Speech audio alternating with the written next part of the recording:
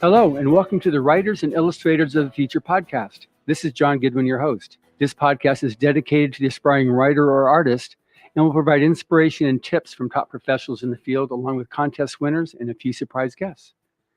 Today, we are actually at the first day of the Writers of the Future Awards Week here in Hollywood at the Roosevelt Hotel.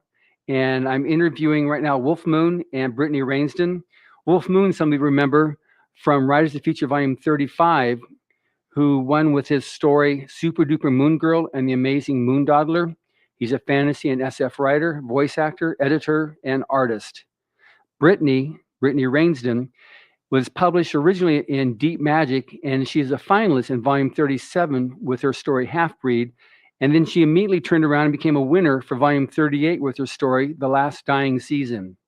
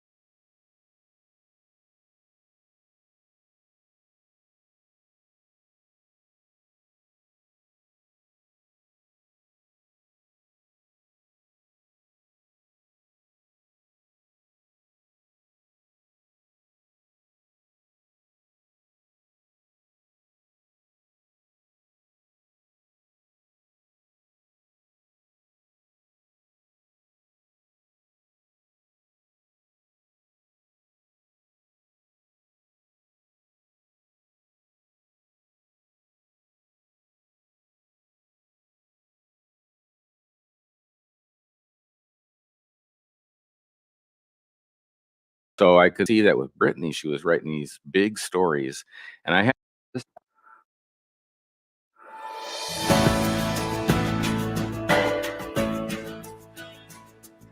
Hello, and welcome to the Writers and Illustrators of the Future podcast. This is John Goodwin, your host. This podcast is dedicated to the aspiring writer or artist and will provide inspiration and tips from top professionals in the field, along with contest winners and a few surprise guests. Today, we are actually at the first day of the Writers of the Future Awards Week here in Hollywood at the Roosevelt Hotel. And I'm interviewing right now Wulf Moon and Brittany Rainsdon. Wulf Moon, some of you remember from Writers of the Future Volume 35, who won with his story Super Duper Moon Girl and the Amazing Moon Dawdler. He's a fantasy and SF writer, voice actor, editor, and artist. Brittany Rainsdon, was published originally in Deep Magic, and she's a finalist in Volume 37 with her story Half-Breed. And then she immediately turned around and became a winner for Volume 38 with her story The Last Dying Season. Today's podcast has a very special message, and I'm going to define a term for you, mentoring. Macmillan defines it as an experienced person who helps someone who has less experience, especially in their job.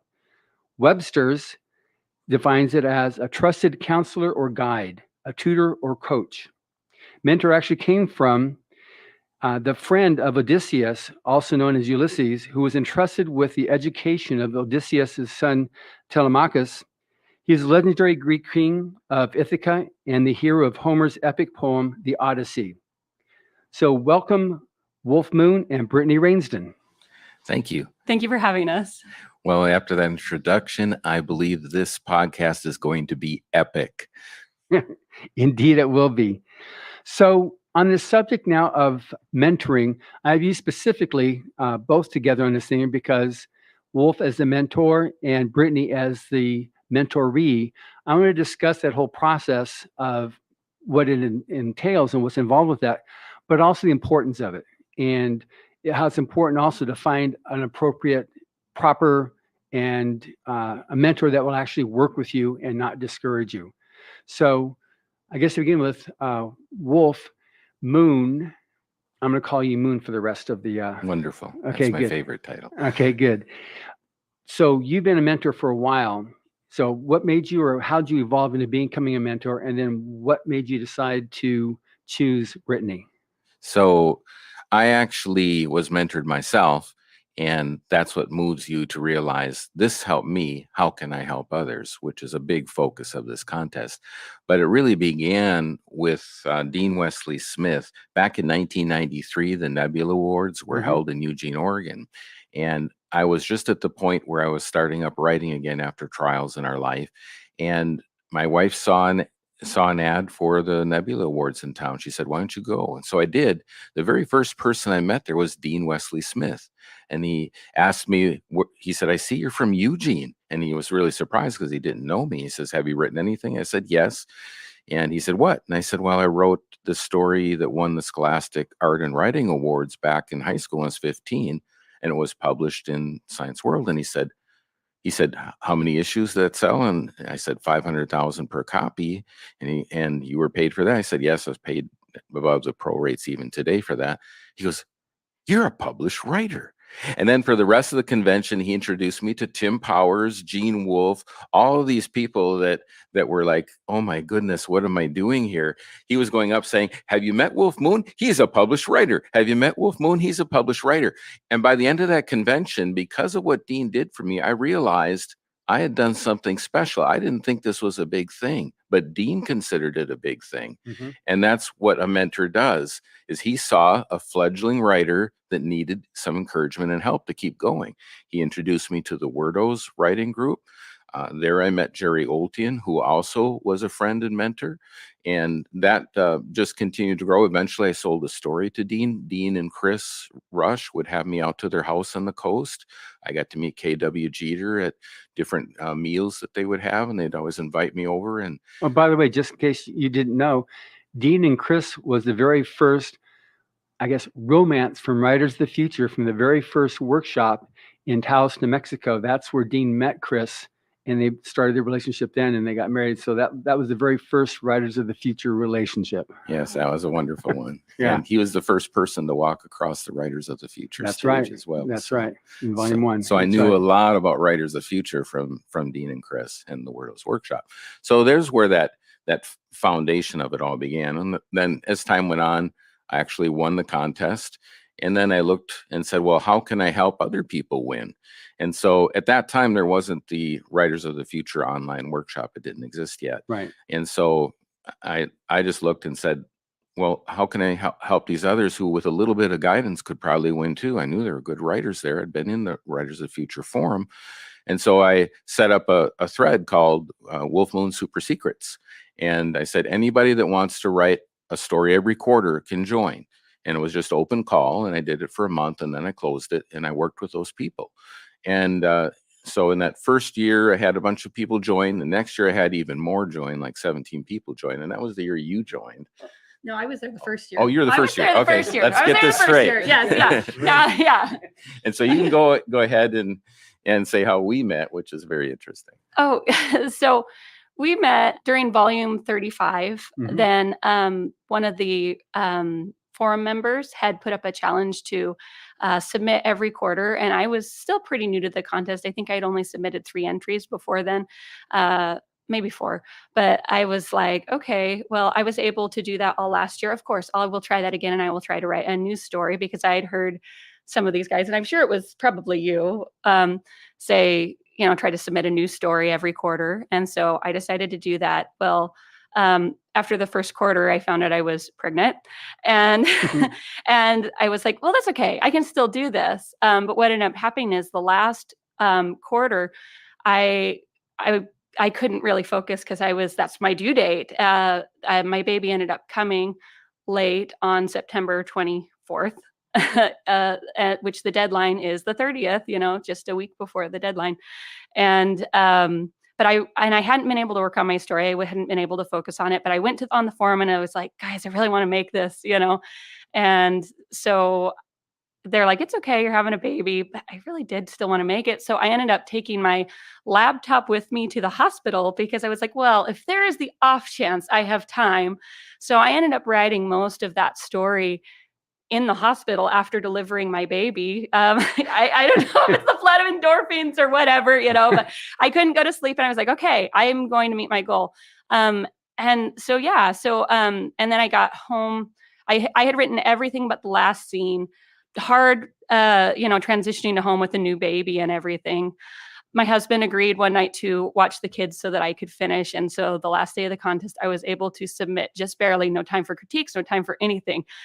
But I had, talked with some of these on the forum, and Wulf knew about this, and so he ended up reaching out to me and was like, hey. Yeah. So at that point, I talked to you and said, John, you got to get this story, because she wrote a finalist while just about delivering a baby in the hospital. That's a blog on risethefuture.com. The blog there. It's amazing. Yeah. So and then I asked Brittany, let me take a look, because she made finalists, but she didn't win. And I said, well, let me take a look at your finalists and let's see what's going on with it. So she sent it to me, and I looked it over, and I could see the thing that would have probably held it back, and that's because I won the contest. And by that time, I was actually acting as an editor at Future Science Fiction Digest, doing podcasts and reading stories for them. So I said, well, Brittany, I said, there's this one issue that you have. You're a great writer, and she's a very evocative writer, but the big thing she was doing was, she had this tendency of, she'd start out, if it was science fiction, you'd think you were reading a science fiction story. And then by the end, she would do a fantasy ending.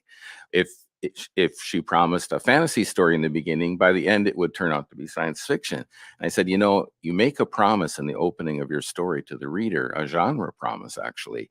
And so to swap it out at the end is actually kind of a miscue, and it's not expected. So really pick one or the other. Don't do both. Pick one or the other, focus on that, and deliver on your promise by the end. So you can add to that, but that was the counsel.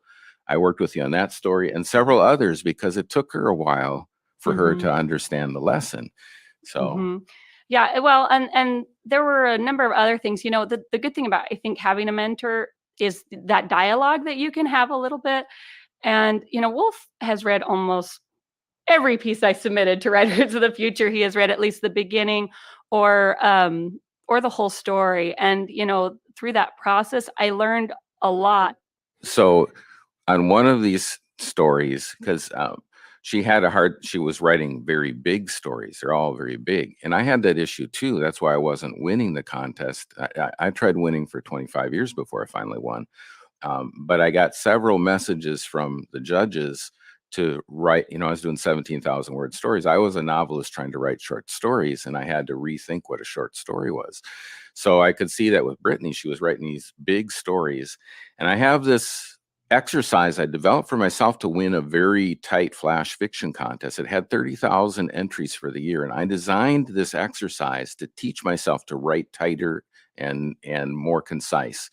And I did that exercise through that whole year, and I won out of 30,000 entries for the year. I won grand prize, and I had another story in that top 10. So I know this exercise works, and it's called Kill Your Darlings.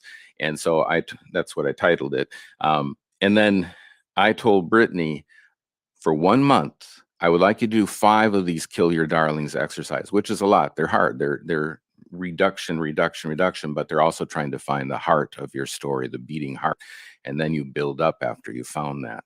And so I told Brittany, do 5 of these in 1 month, and your writing will change. And she actually listened to me and did it. Not everybody listened. I did. And so what happened? One of those stories, go ahead. So one of those stories was, because I've been a finalist 4 times in this contest, ended up, first of all, being a finalist again here, also didn't win. But I sent it over to Deep Magic. And I got to say something there too. Oh, say so. Yeah. So she didn't send it anywhere first. She was only entering Writers of the Future. All right. This is true. So this was something I discovered that a lot of people in the forum are only sending to the contest. And that's good, but it's not the only market out there. Right. It's the #1 market, and you should be, there's no one else that will reward you more as a new writer than Writers of the Future. So you better have something in there every quarter. But then stories would come back and they wouldn't send them anywhere else because now they weren't anonymous. And so they felt threatened sending them out because now they might not like them if they rejected the story. And so I found this out through Brittany. And so I changed the whole workshop that everybody had to send out 1 story to Writers of the Future every quarter and another to another market. Let's just start with that. And you had to do that. So I told Brittany, from now on, you're sending a story out every quarter, which is it's a good start for beginners. Right. And so she listened again. And the very first one you sent out, number 1, it was made from a KYD, a Kill Your Darlings exercise. And number 2, what happened to that very first story? They accepted it. And where was that at? It was at Deep Magic. And then and the title of it? Oh, the title of it is Perfectly Painted Lies. And that was printed in the spring issue this year. And it was actually reprinted along with one of Wulf's stories, a lot of wonderful stories, in their Best of anthology for Volume 2. That's awesome. Congratulations on that. Thank you. And I have to tell you, Deep Magic, through that period that they chose the stories from, they published Terry Brooks, Ken Liu, who was also a winner of this contest, Michael Sullivan. We've got Jeff Wheeler, of course, Charlie Holmberg. These are all best-selling authors. And so out of that selection, Brittany, the first story she sent out, not only got published in Deep Magic, but she also got chosen out of all of these great writers to be in their best of Deep Magic anthology too. And it was nice because as her mentor, I was there too. So that's always nice when the mentor gets to also be there with you and you get to share the table of contents together. That's an important thing. So, but that's an amazing thing that she hadn't been sending any of them out, and she had gold sitting there. Yeah. And so that's a thing to encourage all of the podcast listeners that really don't sit on those stories. Send them out. So go ahead. Okay, you don't have to go ahead. We'll let John go ahead. Okay, so now you've got a mentor, but you've also got writing groups. And so I've heard, you hear people say that you need to join writing groups. How is that different than actually finding and working with a mentor?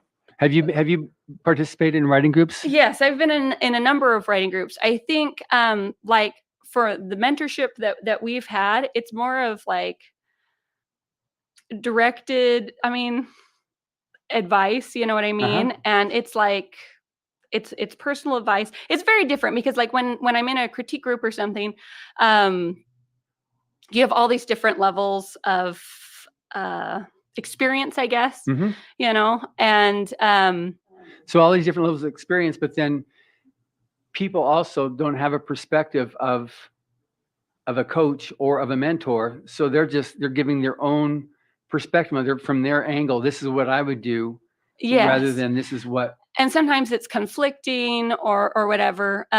The thing about mentor, I think it's personalized direction. The other thing is when you have a mentor, a lot of times I think it works out best to have a mentor that happens organically, I guess. Like our friendship, our mentorship happened organically. If that makes sense, you know, because sometimes mentorships don't work out, you know, if you don't jive, if you don't click, you know. So then you've been participated in various writing groups, and then are you still in writing groups?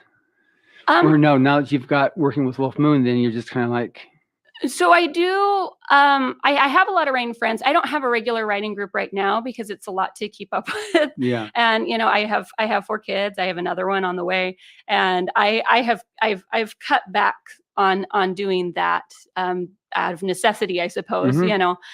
And I do think there is still value in writing groups, critique groups. I'm part of, the Wolf Pack. Sometimes I get on the forum and we exchange stories and do things like that. But I think, with a mentor, you have a mentor is someone who you respect and admire. They have this body of work that, like, I loved Super Duper Moon Girl. Like my son loved Super Duper Moon Girl. I don't know how many times we read that story, you know. And I'd read Beast of the Month, some of these, and I knew, you know, Wulf had this track record of, you know, what he'd published, and I read his stuff and I'm like, oh my gosh, this is so cool. I think hearing from a mentor who's further ahead and believes in you, you know, and is pushing you, that's worth a lot, you know, and that's different than a critique group or something like that, if that makes sense. Yeah. Well, there's actually a saying, if you want to reach a destination, the best person to ask is someone who has been there. And it's so simple. But finding that person that's been there that will take the time to help you is very hard, because once they've gotten there, it takes actually self-sacrifice to turn around and say, I'm going to come back and help you get up this mountain too. But that's what we should do, being a good person. We shouldn't just say, I'm just going to take this and run and see y'all later. And so that's what I did on the forum was, okay, I won this. I know a whole bunch of the people around me were trying to win it, and I knew how now. And I figured out a way that I could explain things to them so that they could win too. And out of that workshop, there's now been, well, there's 4 that would have been here at this actual event, but couldn't make it. We've got 2 here though. Leah Ning, who read my Super Secrets, and her second entry actually was the entry after she read my Super Secrets on the Writers of the Future forum, that she figured out how to compose her winner, and it was her winner after reading that. So, and others did the same. Others that weren't in my workshop but are in the forum reading it wrote to me and said, I made my first professional sale.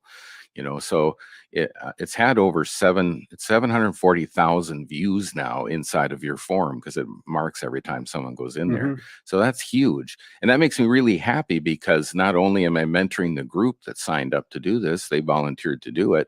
And I keep each year upping the stakes. So it gives them more work to do, because it takes a lot of work to become a professional writer, and from an amateur, you can't dish it all up at once, because it'll freak them out what you actually have to do. But you build your muscles, your writing muscles up to that level. And so anyway, that's what we did with the Super Secrets. I will say others that I mentored in there. One was Zach Bright. He just won the Mike Resnick Memorial Award for New Writers. And he actually did that off the same exercise that I gave Brittany, the Kill Your Darlings exercise. He actually did that exercise that I taught him and used it to create his winner in the Mike Resnick Memorial Award. That's great. That's great. It's one thing that's really nice about this too, is, you know, yourself as a winner 2 years ago and having been striving this for 25 years, and then yourself, the whole thing of paying it forward. I mean, that's something that L. Ron Hubbard started when he first created this contest in '83. But even before that, in the 30s and 40s, when he was one of the most popular writers of pulp fiction in America, I mean, C.L. Moore, there's letters of correspondence back and forth between him and her as he was mentoring her on how to write. And there's so many other writers or aspiring writers. He'd take the time, and you see these letters of correspondence where he'd send them, okay, to this, and this. And it really made a difference. And he, I mean, a lot of the essays that you read on the workshop, they were on the online writing workshop. And then again, now, are those the ones that he wrote there in the 30s and 40s, and they're as applicable now as they were when he started them. And that's why A.J. Budrus, Aldous Budrus, the first coordinating judge, I mean, he had great stories to tell when he, first saw L. Ron Hubbard at a convention. I think it was in Chicago. He said everybody was there just mingling around, then all of a sudden this hush took over the whole conference room, and he said, "He's here." And it was just, I mean, the way he told the story was great. When L. Ron Hubbard came in and spoke to him at the conference there.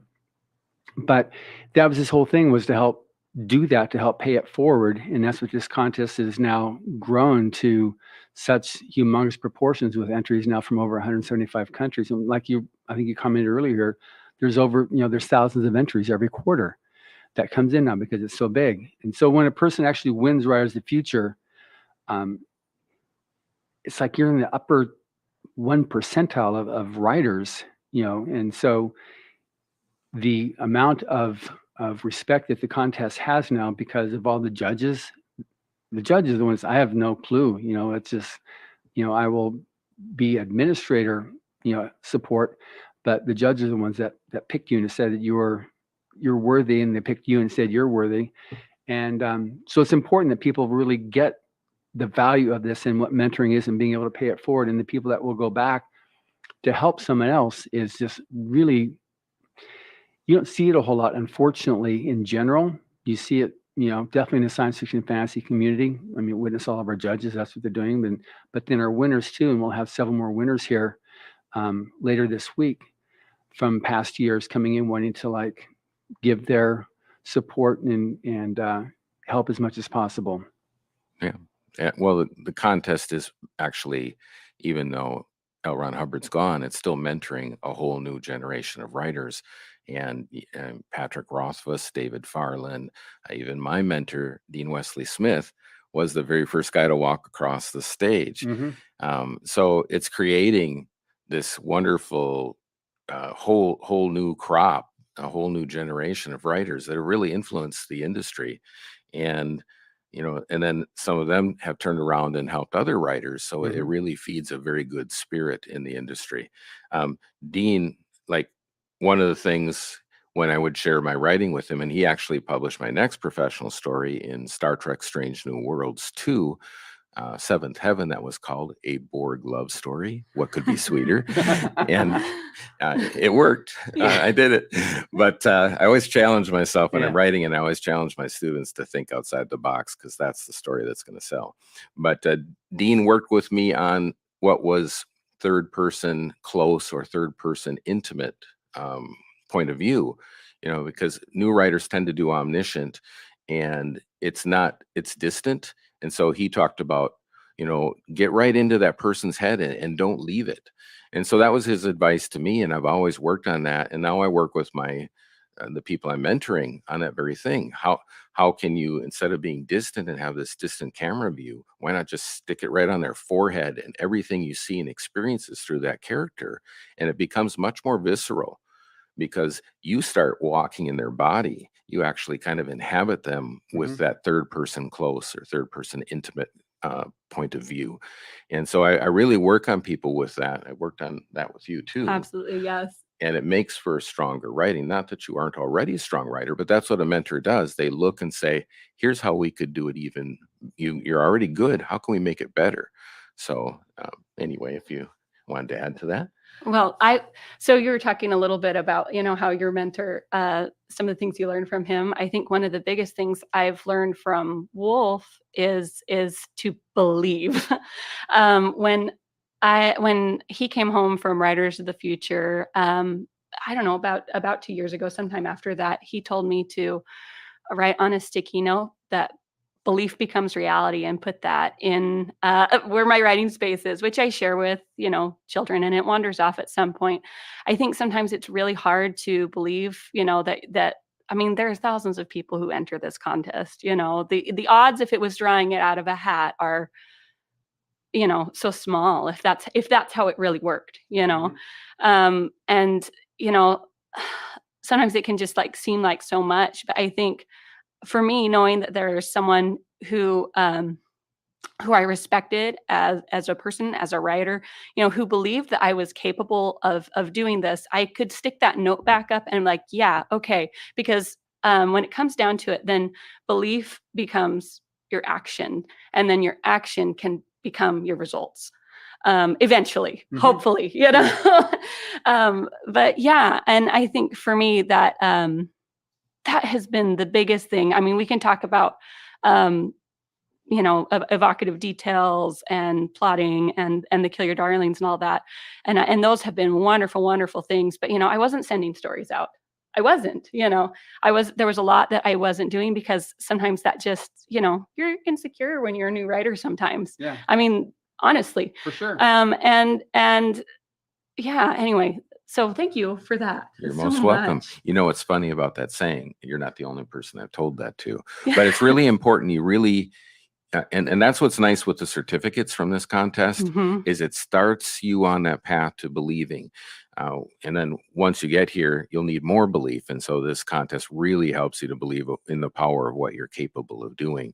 But when you're new, you're very scared because you keep getting rejections. And it's because you haven't reached a level of professionalism yet where that story will meet the standards that a professional magazine needs to be able to publish it. So that's the issue with new writers, and a mentor can help you keep scaling up so you level up. But that saying, so people that read the secrets on the forum, they'll write to me, and there was a teenager in high school that wrote to me and said, "Hey, I really like those, and I'd like to be a writer one day too, and I liked your super duper moon growth story." I said, "Okay, put this on your writing monitor. Belief becomes reality, or belief determines reality." I said, "And keep believing that you will be a writer." Well, in time, he used me for an essay and some things like that, and then we kind of faded away. And the other day, my Facebook post popped up with him on it when we were first talking, and he wrote to me right away, and he said, "I saw that saying." He said, "I've kept that on my monitor all this time." He said, "I want you to know, in just 2 years, I've become a professional writer. I sold a story to Daily Science Fiction, and I think another one to one of the Escape Pod programs." And he said, that saying, he said, "I would have never thought I would be here today." But he said it was because of that saying, that same one that you say, that he believed that he could do it. He said, because of some personal attention. And really, that's what mentors do. They help you see your potential.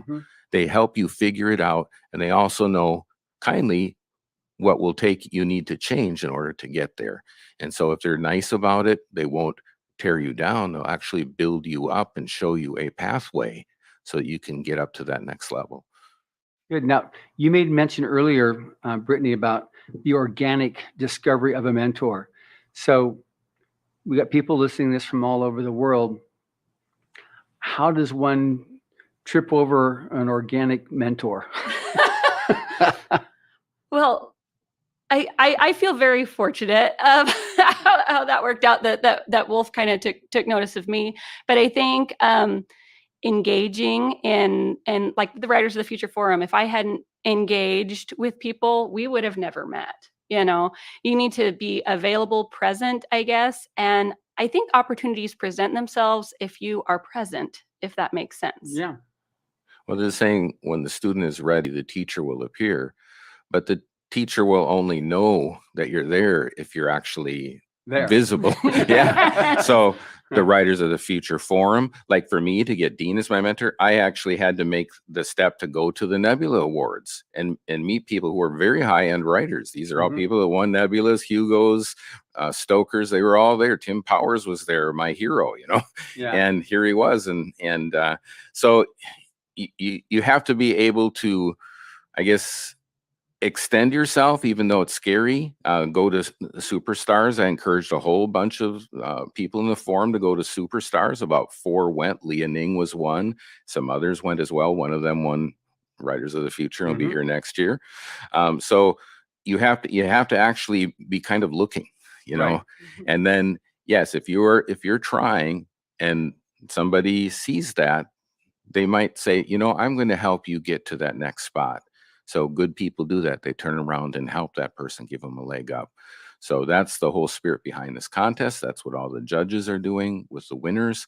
But before you become a winner, there's also other people that are turning around trying to help you there too. And one thing about writing groups, so a lot of writing groups are people all at the same level. And so they can help you because they're all learning together. So that's one way to level up, is just as a group to keep studying, working hard. And the more you write, the better you're going to get. And you'll actually be able to help one another. But a lot of times it's all the same people with similar issues that can't see them to help you figure out how to level up. So you really want to try to find those people that are ahead of you that you can learn from. So that's why I say go to conferences, go to Superstars if you can, get a scholarship if you can afford it. That's what I did, and that's how I got there. And if none of that's available, one of my mentors was Ray Bradbury. I've never met him, but I read him all the time and I study how he writes. And that to me is from a kid where I learned how to write evocative writing, because nobody was better at poetic prose than Ray Bradbury. So even if you can't afford it or find it, there are other ways that you can study these great writers that you really appreciate, and they'll help you advance. That's good. Now, is there such a thing, like, can you Google writing mentors and have even a modicum of success? Or is that just kind of like you just hit and miss on that way versus going and searching them out and just becoming part of whatever they're participating in? So the reason I say or organically or whatever sometimes works out is because, I don't know, then you kind of click sometimes. I've had some friends who have maybe like won PitMat or different things, and they won a mentorship, but it didn't really mesh. Sometimes when it doesn't organically happen, then it's harder to it just doesn't mesh. I don't know how else to say that, but like. Well, here's the other way that you can do it. Yeah. And that is to take writing courses by different writers and figure out, do they write the way you like? Do you like what they're teaching? And many writers will also do, some of them will do editing. And so like for my editing clients, so some actually pay me to edit their manuscripts, and I become the writing coach then. So that's another way that you can get it. If you can afford it, you can actually hire somebody, and if they're good, they won't just take your money and scratch on the page. They'll actually help you make a better story that you can keep learning from. And then like for my clients, I actually help them find markets to send their stories to.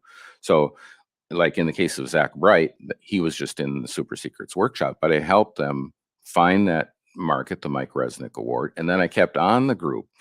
So to make sure that they were going to enter something in it, I asked who qualifies in this group, because you have to be a new writer with nothing published. And then as a good mentor, I said, hey, have you got a story in? Are you getting one in? Let's do this, So I had a client, actually Elizabeth Chatsworth, who had me edit the opening of her novel, which went on to be a #1 steampunk bestseller. And after I read what she had written, I said, are you entering Writers of the Future? She said, no. I said, why on earth are you not entering?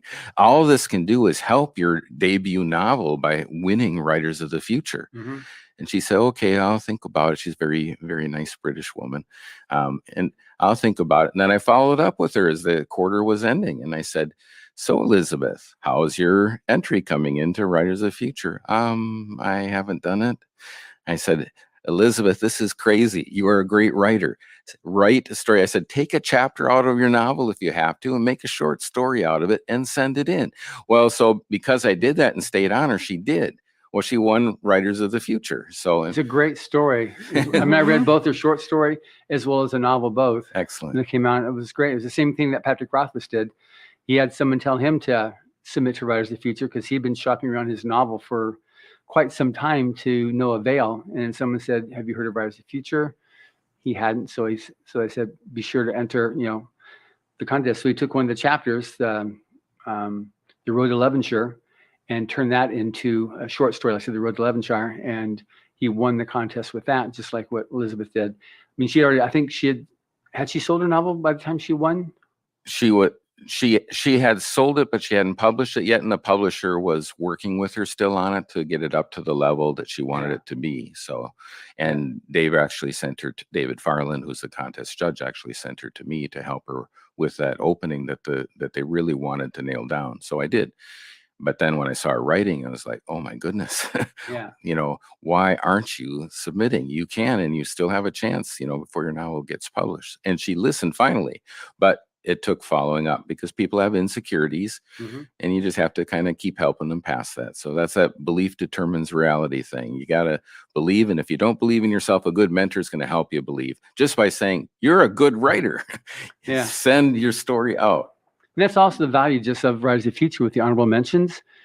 That was, Brandon Sanderson, he said he'd submitted several novels and he was just building up a little bit of, insecurity was going more and more and more as he wasn't selling. And then he got his honorable mention. It gave him that little vote of confidence to keep on going. We had another, Daliso Chapanda. He's, you would never heard of him other than the fact that he was runner-up in Britain's Got Talent as a comedian, and he's from Malawi. And nobody said, I was the only science fiction writer out there, and I was the only stand-up comedian. But when he got it, he said he posted his honorable mention certificate on his wall for years. It gave him what he needed to know that he could write and don't give up. And he did. And like I said, now he's got his own tour throughout the UK as a comedian. He's doing incredibly well. But all of his press releases still he was an honorable mention in Writers of the Future. And Kevin Anderson never won, but he was honorable mention multiple times. And then he pro'd out. Joe Black was honorable mention in Writers of the Future at the beginning of his career.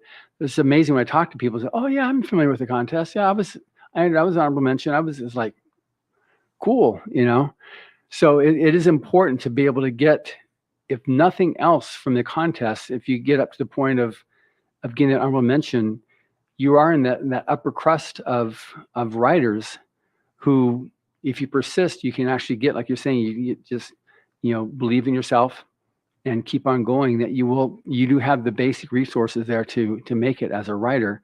There's a lot of honorable mention certificates that are issued every quarter now, but it's not because we're just trying to pump out more honorable mentions, because the stories are that much better, in part due to the online writing workshop that we started a year and a half ago. It raised Dave Farland says it's just raised the quality of storytelling considerably. But also because the number of entrants to the contest is so much more now, from all over the world. So people are putting the honorable mention in their resumes and automatically will get taken out of the slush pile and read by editors, because they know that when a person's at the point, they're already talking to somebody who's in the upper 20% of aspiring writers. Yeah, one other thing, when you said, how do you find a mentor or a writing group that can help you? The Writers of the Future Forum has people that are about to win in it. And every year we have a couple of winners from it, every single year. So, and if they didn't win, like one quarter, we had 3 finalists. So, so they're there sitting there and they're all swapping manuscripts. So they're already right at that professional level, and it's free to join.